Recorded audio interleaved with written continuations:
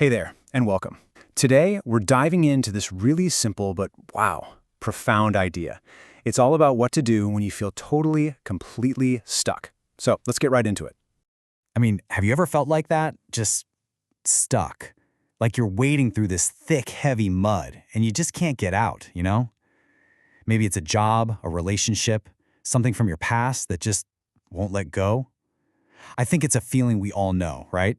So, at the very core of this whole idea is this one sentence. And honestly, when I first read it, my first reaction was, wow, that sounds kind of harsh. It almost sounds like it's telling you to just, grit your teeth and power through everything no matter what.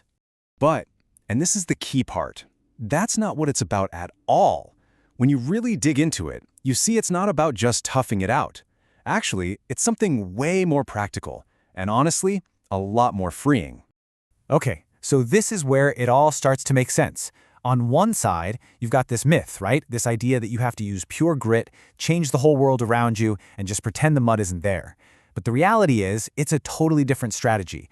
It's not about grit, it's about acceptance. It's about realizing that you can't always change the world, but you can change yourself. And that means learning to actually use the mud, not just wish it away. So what is this mud we keep talking about? Well, think of it as all the stuff in your life you just can't change. The unchangeable realities. Your past, right? You can't erase it. Your current situation, maybe.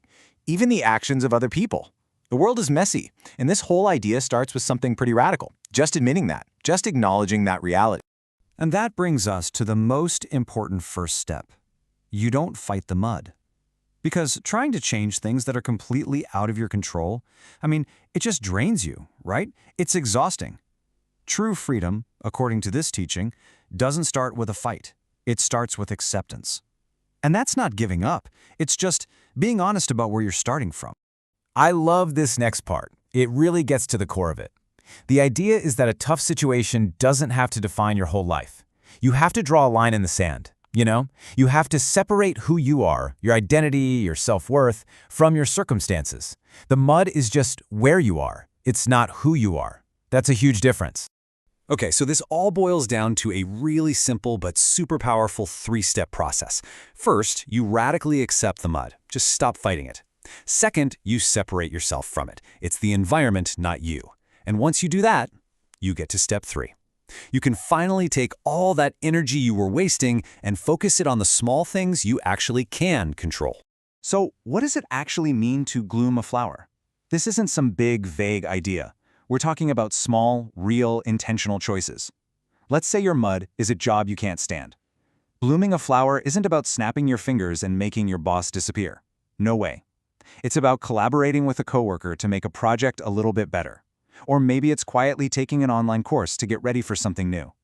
It's literally any positive step you can take for yourself, right in the middle of the mess. This really points to a fundamental truth, doesn't it? That your happiness, it's an inside job. We've all seen people who look like they have it all, right? The perfect life on the outside. But you can just tell they're not happy. And then you meet someone who has very little, but they just glow. They have this incredible inner light. That light, that's their flower. Okay, here's another really cool metaphor that helps put this all into perspective. The idea is this. Life is a book of problems. Now, hang on, I know what you're thinking. That sounds kind of depressing, right? Like life is just one challenge after another. But wait, think about it for a second. What does every single problem have? A solution. So if you reframe it like that, life stops being this endless series of walls you keep running into. Instead, it becomes a series of puzzles that we're actually here to solve. That's such a hopeful way to look at it, isn't it? For every challenge, there's an answer we can find. And so what is that answer? Well, according to this teaching, the answer to whatever problem you're facing is always the same thing. It's to bloom your flower, your own unique flower. There's no one-size-fits-all solution here. The only right answer is the one that works for you, the positive, internal step you decide to take in your specific situation. And man, is this a freeing idea, especially now.